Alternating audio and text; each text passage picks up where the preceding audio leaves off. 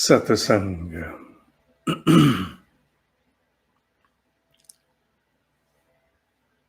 महात्मा तेलंग स्वामी जी महाराज, काशी के सचल विश्वनाथ, 268 वर्ष की आयु से अधिक स्थूल शरीर में रहने वाली विभूति अपने शिष्य उमाचरण को मनुष्य के उत्कर्ष हेतु ज्ञान देना चाहती है, आतुर है और उसे अगले दिन एक कॉपी पेंसिल लेके आने के लिए कहा जाता है। उमाचरण कॉपी पेंसिल लेके पहुंचता है। 12 विषयों पर ब्रह्म ऋषि अपनी ब्रह्ममयी अवस्था में होते हुए मनुष्य के उत्कर्ष हेतु अपनी वाणी अभिव्यक्त करते हैं। ब्रह्म ऋषि जिस समय ये ज्ञान दे रहे थे, उसके कुछ ही वर्षों के उपरांत उन्होंने देह त्याग कर दिया। 12 विषय जहां तक मेरी जानकारी 6 दिन में नोट कराए गए। पूरा दिन नहीं बताते थे, एक किसी विशेष समय बैठा करके और वो बोलते थे। उमाचरण अपने अनुसार लिखते थे, फिर उस लिखे हुए को कुछ अन्य मनीषियों ने अपनी ओर से भी लिपिबद्ध किया। भाव विशुद्ध रूप से ब्रह्म ऋषि के ही हैं। 12 विषयों में क्या क्या नाम हैं, मैं विषयों के नाम पढ़ देता हूं। ईश्वर, सृष्टि,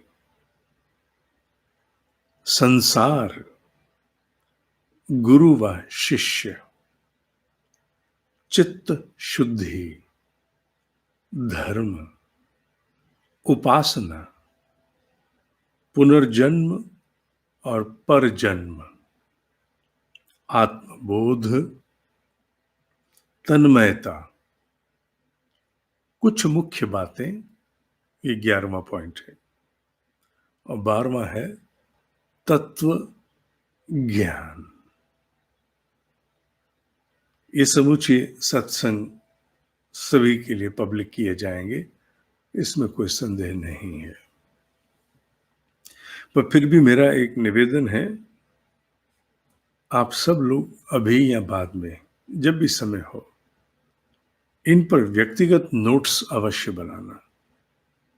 उसके पीछे कारण है, मनुष्य जब अध्ययन आरंभ करता है, उस अध्ययन में मन बुद्धि की समूची क्षमता को एक विशेष विषय पर केंद्रित करने के लिए जो कुछ भी सहारे के लिए उपलब्ध हो उसे लेना चाहिए। जैसे अभी सुनना, सुन करके समझने की चेष्टा करना, पर उसके उपरांत जैसे ही पुनः सुन करके लिखने की चेष्टा करेंगे, मनन की प्रक्रिया सक्रिय हो जाएगी। और मनन की प्रक्रिया सक्रिय होते ही निधिध्यासनम, अर्थात उसे आत्मसात करके अपने भीतर रचाने पचाने में बड़ी सहायता प्राप्त होगी। इसलिए मेरा निवेदन है कि आप लोग अपनी ओर से भी लिख करके इसके नोट्स बनाएं, जिससे आपकी बुद्धि और आपका मन, ये दोनों एक योग को प्राप्त होंगे और निष्कर्ष अधिक प्राण के साथ प्रखर होगा। ब्रह्म ऋषि ईश्वर के विषय में जो उन्होंने कहा, मैंने कुछ बिंदुओं में उसको समेटने की चेष्टा की है अपनी बुद्धि की क्षमता अनुसार।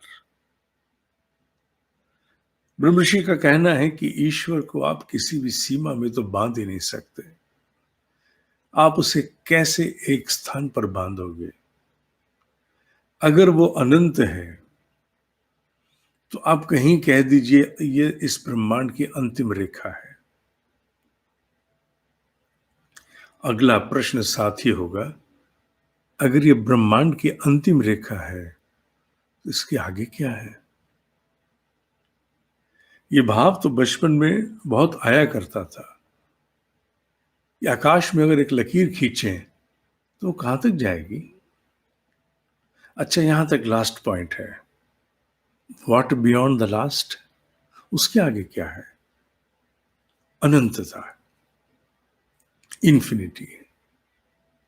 जो इन्फिनिटी है उसे किसी एक स्थान विशेष के साथ बांधा नहीं जा सकता। वो इन्फिनिटी है। अनंतता की कल्पना नहीं की जा सकती। बुद्धि ने जो कुछ जाना है वो किसी न किसी स्केल से नाप के जाना है। यहां तक कि काल प्रवाह को भी हम समय के अनुसार बांधते हैं। इसलिए पहला उनका भाव यही रहा, ईश्वर को किसी एक सीमा में बांधा नहीं जा सकता। वो इन सीमाओं से परे है। वो निराकार है। जहां तक भी कल्पना जा सकती है वो उससे भी परे है। ईश्वर को निर्गुण कहते हैं। और गुण अभी तो मनुष्य केवल उतने जानता है जितना उसकी इंद्रियां समझती हैं। क्या गुण इतने ही होंगे?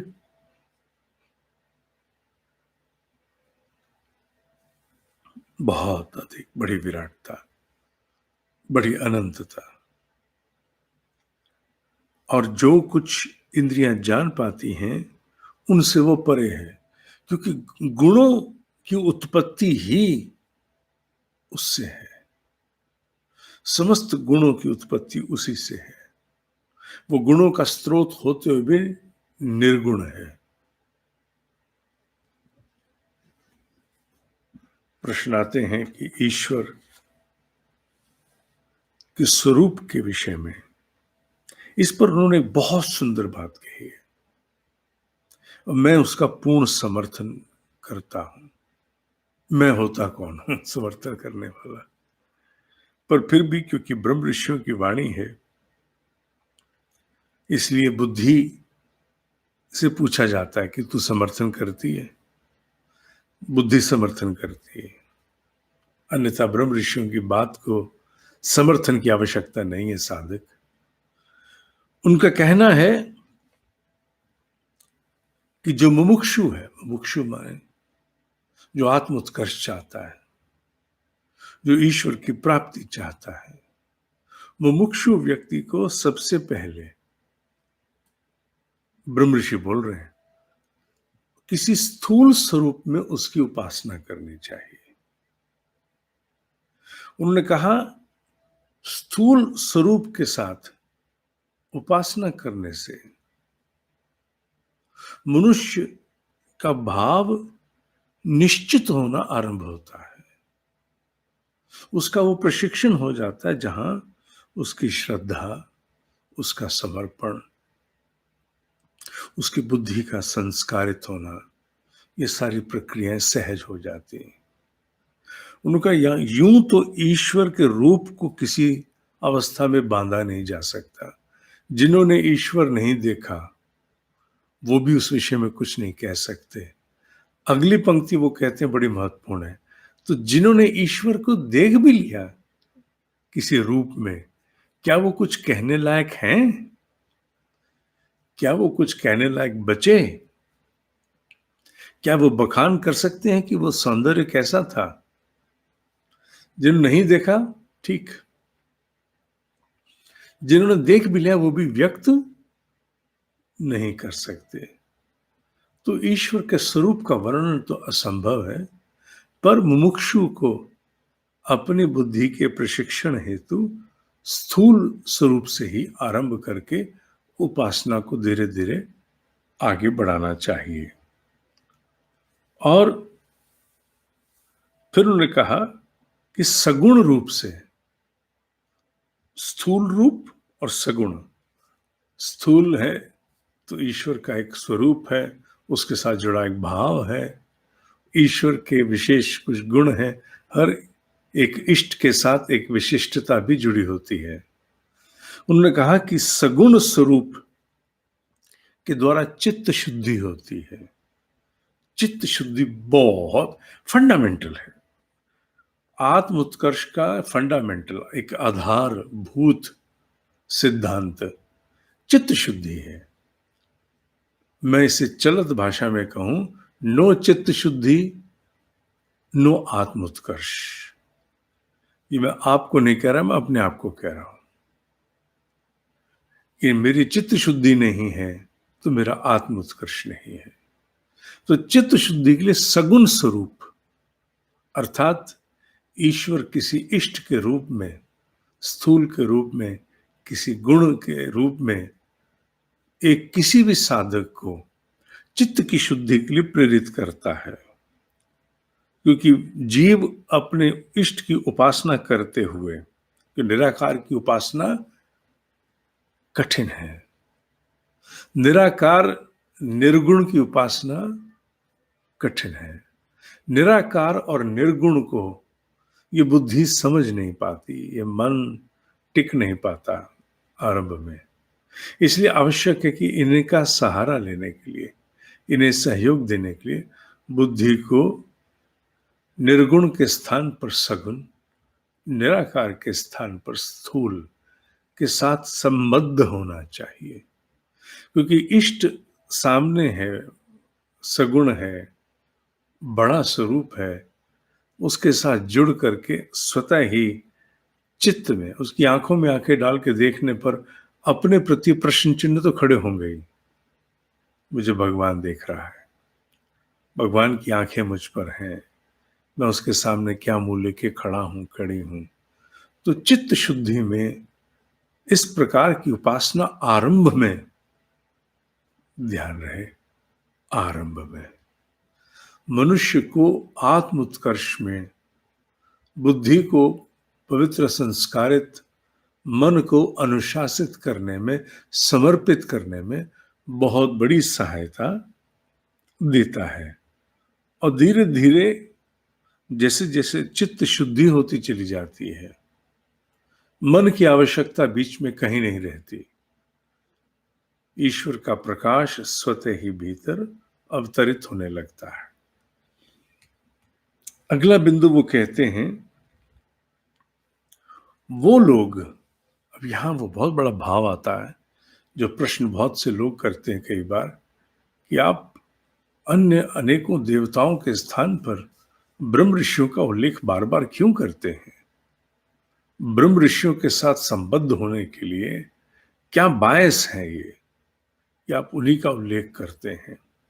हालांकि इसका मैंने थोड़ा बहुत उल्लेख पहले भी किया, पर आज ब्रह्म ऋषि के भाव अनुरूप वर्णन करने का मन है।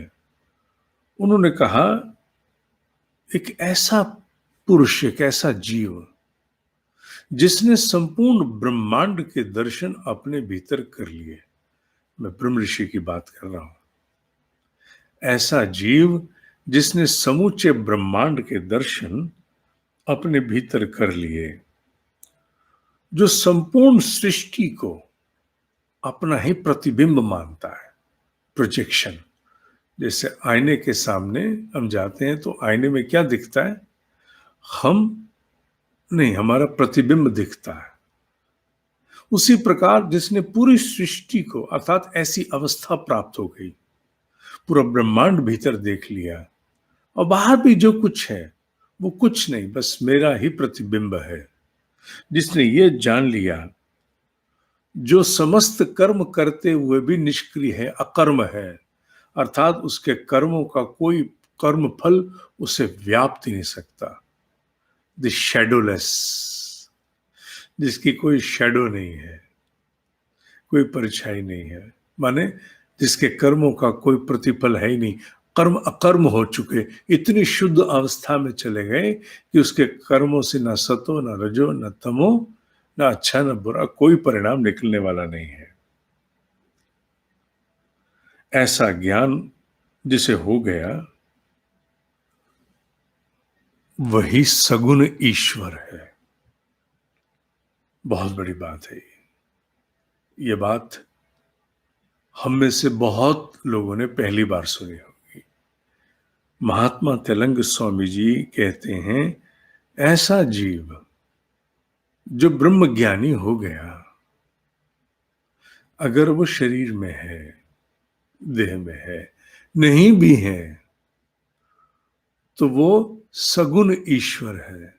सगुण ईश्वर माने वो ईश्वर जिसके साथ किसी गुण को संबद्ध किया जा सकता है, जोड़ा जा सकता है। वो ईश्वर जिसके किसी रूप की कल्पना की जा सकती है, जिसे किसी आकार में देखा जा सकता है, वो सबसे निकटतम सगुण ईश्वर है। कौन? ब्रह्म ऋषि, जिनका उल्लेख मैंने किया, जिसने ब्रह्मांड के दर्शन भीतर कर लिए, समूची सृष्टि जिसका प्रतिबिंब है, वही सगुण ईश्वर है। जिसने अब इस पे के उपरांत उन्होंने एक बहुत बड़ी बात को कहने की कोशिश की है। उन्होंने कहा है, ऐसी जीवात्मा के साथ, ऐसी महान उत्कर्ष जीवात्मा के साथ अपनी आत्मा के गुण मिलाने की चेष्टा करो, अर्थात उनके साथ जुड़ने की, उनके साथ संबंध होने की। मैं भी ऐसा हो जाऊं, मैं भी ऐसी हो जाऊं, ऐसी कल्पना करना, ऐसा भाव करना आरंभ करो।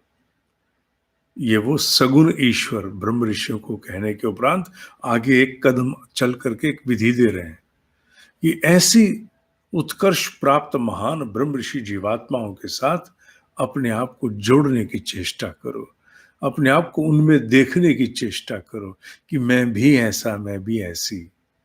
अगर ऐसा करोगे तो तुम्हें एक बात का अनुभव होगा। क्या अनुभव होगा? एक, तुम अपने आप में अगर उनको देखने की चेष्टा करोगे, मैं भी ऐसा बन जाऊं, मैं भी ऐसी बन जाऊं, तो एक तो तुम्हारा चित्त जो है निर्मल होना शुरू हो जाएगा, आत्म परिष्कार और पवित्रता का अवतरण होना आरंभ हो जाएगा, चित्त की शुद्धि होनी आरंभ हो जाएगी। और दूसरी बात, तुम्हें लगने लगेगा कि तुम्हें कोई मार्ग दिखा के, बात पकड़ना, तुम्हें लगने लगेगा कि तुम्हें कोई मार्ग दिखा के साथ लेके चल रहा है। ये भाव हम में से अनेक साधक करते ही रहते हैं कि कोई है जो व्यवस्था बना रहा है, संयोग बना रहा है, आसपास है। वो किस लिए? क्योंकि जब ब्रह्म ऋषियों के साथ हम उनकी आत्मा के अनुरूप अपने आप को जोड़ने की चेष्टा करते हैं, तो उनके अस्तित्व का एक अंश हमारे साथ सह यात्रा करता है। उन्होंने कहा, ईश्वर किसे कहोगे? कहां नहीं है वो भीतर बाहर, जो दिख रहा, जो नहीं दिख रहा, वो प्रत्येक स्थान पर है, वो सब कुछ देख सकता है, सभी जगह विद्यमान है। इसलिए अपने आप को एक बात के लिए वंस फॉर ऑल कह देना आवश्यक है, कहां नहीं जहां वो ना हो, कहां नहीं जहां वो ना हो। हर स्थान पर वो है, कहीं कुछ है कि नहीं है, पर वो तो है। इससे उसकी सर्वव्यापकता पर जो प्रश्न चिन्ह है समाप्त होते हैं। साधक को प्रतिपल, प्रतिक्षण उसके साथ की अनुभूति होती रहती है। I am never alone. एक साधक फिर ये धीरे धीरे इस भाव को प्राप्त हो जाता है कि आई एम नेवर अलोन, मैं अकेला नहीं हूं। जानते हो इस भाव को क्या कहते हैं? अस्थि भाव। अस्थि माने है, कोई है जो प्रतिपल मेरे साथ, कोई है जो प्रतिपल मुझे देख रहा है जो प्रतिपल मेरा उत्कर्ष कराने के लिए मेरी चेष्टाओं में सहायता करेगा। मैं अकेला नहीं हूं, अकेली नहीं हूं। अस्थि से ही आस्तिक बना। धार्मिक होना अलग बात है, आस्तिक होना अध्यात्म में अलग बात है। धर्म के कुछ नियम अनुशासन कर्मकांड हो सकते हैं, पर अध्यात्म में तो अस्थि का केवल एक भाव है, महान सत्ता कोई है जो मेरे साथ है। यहां उन्होंने अस्थि भाव को पुष्ट किया, कहा नहीं है वो, ये अपने आप को बताना होगा। ब्रह्म उन्होंने कहा जो पूरी सृष्टि से तो परे है, पर ये पूरी सृष्टि उससे परे नहीं है, क्योंकि ये सब कुछ मैंने उनके भाव पर आधारित किया है जो उन्होंने व्यक्त किया है। उन्होंने कहा है कि जिस प्रकार तेल में या दर्पण में देखने पर अपना स्वरूप दिखता है चेहरे का, उसी प्रकार जब मनुष्य की बुद्धि पवित्र होने लगती है, होती जाती है, हो जाती है, तो उसे अपनी ही बुद्धि में, निर्मल बुद्धि में आत्मा दिखाई देने लगती है, अपनी ही बुद्धि में। इसीलिए गायत्री महामंत्र में धियो यो नः प्रचोदयात्, बुद्धि जो हमारी प्रेरित करे। निर्मल परिष्कृत बुद्धि में ही सबसे पहले आत्मा के दर्शन, आत्मा का प्रकाश अनुभव होना आरंभ हो जाता है। उन्होंने कहा, बहुत बड़ी बात कही, उन्होंने कहा लोग इस बात को लेकर के बहुत कहते हैं कि ईश्वर केवल इसी मार्ग से प्राप्त हो सकता है। नहीं, ईश्वर को किसी भी मार्ग से भी बांधा नहीं जा सकता। एक बहुत बड़ा भाव उन्होंने अवश्य किया, जिन्हें यह संशय है कि वो दिखता नहीं पर वो है, इस पर उन्होंने एक प्रश्न खड़ा किया बहुत बड़ा। उनका राग, द्वेष, मन, बुद्धि, माया, वासना, आशा, चिंता, प्राण या वायु, ये सारे वो, प्राण वायु तो तत्व हो गए, पर भाव की बात, जैसे आशा, निराशा, वासना, ईर्ष्या, द्वेष, ये दिखते हैं तुम्हें? नहीं, दिखते तो नहीं है। क्या दिखता है? इनका प्रभाव। ईर्ष्या, वासना, द्वेष तो दिखते नहीं, केवल प्रभाव दिखते हैं। ठीक उसी प्रकार ईश्वर भी अप्रत्यक्ष होने पर, न दिखाई देने पर भी समस्त स्थानों पर उसका प्रभाव है। उसके अलौकिक क्रियाकलापों को देख करके और आप यह अनुभव कर सकते हो कि ईश्वर है। मैं अध्ययन करते समय न केवल भीतर बहुत सा अनुमोदन प्राप्त कर रहा था, बल्कि साथ ही साथ धन्य हो रहा था कि महात्मा तेलंग स्वामी जी के वो अकाट्य वचन पढ़ने का अवसर प्राप्त हो रहा है, और उन सभी बातों पर पुनः पुष्टि, अनुमोदन प्राप्त हो रहा है, जिनका विश्वास करते हुए हम ब्रह्म मुहूर्त में ब्रह्म ऋषियों के संरक्षण सानिध्य में अपनी साधना को निरंतर आगे बढ़ाते चल रहे हैं। बाकी अगला विषय कल। ओम ही सत्य है, ओम ही सत्य है, ओम ही सत्य है।